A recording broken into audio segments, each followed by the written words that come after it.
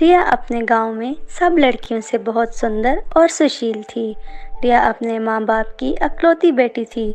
सारे गांव में रिया की सादगी और मासूमियत बहुत मशहूर थी। वो अपने माँ बाप के साथ बहुत खुशी से रहती थी। वो अपने माँ बाप का बहुत ख्याल रखती थी और गांव में भी सबका ख्याल रखती थी। रिया अब बड़ी हो गई थी। उसके माँ बाप को उसकी शादी की चिंता होने लगी। रिया की माँ ने उसको कहा, बेटे, अब हमें तुम्हारी शादी की बहुत चिंता है। हम चाहते हैं जल्दी से तुम्हारे हाथ पीले कर दें ताकि तुम अपने घर की हो जाओ। तुम्हें कोई पसंद है क्या? अगर है तो हमें बता दो, हम तुम्हारी शादी वहीं करा देंगे। ये सुनकर रिया कहती है, माँ मुझे कोई मसला नहीं है, मुझे कोई पसंद नहीं, जहाँ आपको सही लगे मेरी शादी करा दें। रिया की बातें सुनकर उसकी माँ बहुत खुश हुई कि हमारी बेटी बहुत सुशील है।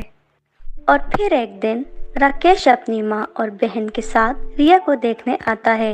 राकेश अपनी माँ की हर बात मानता है। वो कोई भी फैसला अपनी माँ की मर्जी के बगैर नहीं करता था। राकेश अपनी पढ़ाई के बाद ऑफिस में जॉब करता था। उसको अपनी माँ से बहुत प्यार था। राकेश की माँ भी राकेश से बहुत प्यार करती थी। वो हर बात अपनी मनवाती थी और अब राकेश की शादी भी अपनी मर्जी से भोली भाली लड़की से करवाना चाहती थी। इसीलिए अब वो रिया को राकेश के लिए पसंद करने आई थी ताकि वो रिया को भी हर काम अपनी मर्जी से करवा सके। राकेश और उसकी माँ को रिया पसंद आ जाती है और फिर कुछ समय में राकेश और रिया की शादी हो जाती है।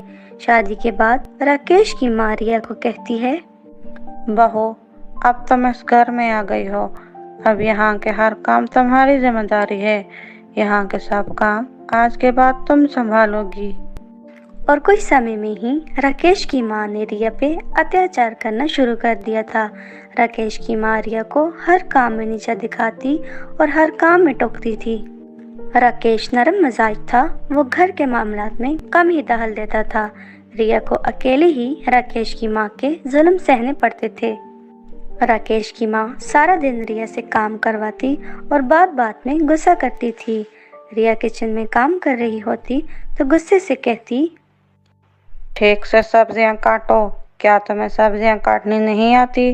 तुम्हारी माँ ने तुम्हें कुछ सिखाया नहीं है क्या? माँ जी, मैं ठीक से करने की कोशिश कर रही हूँ। मैं सारे काम अच्छे से कर दूंगी। मेरे सामने जुबान मत चलाओ, मैं तुम्हारी जुबान काट दूंगी। हाथ चलाओ और जुबान को बंद रखो।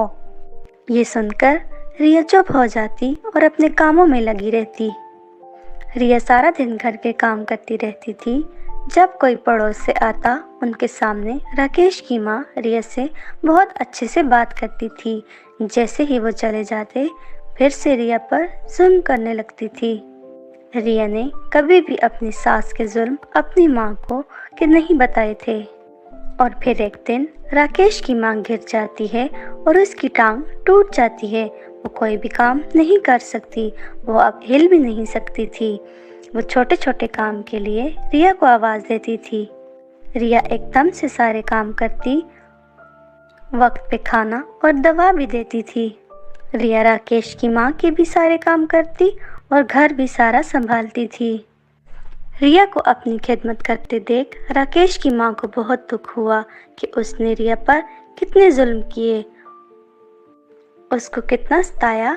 उसने फिर भी उसका कितना ख्याल रखा। फिर एक दिन राकेश की माँ ने रिया को बुला के कहा, मेरी बेटी, मैंने तुम पर बहुत जुल्म किए हैं।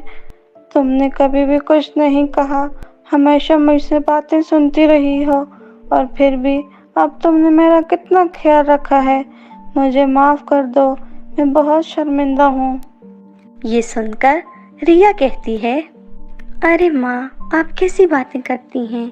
आप तो मेरी माँ हैं। मुझे आपकी कोई बात भी बुरी नहीं लगती।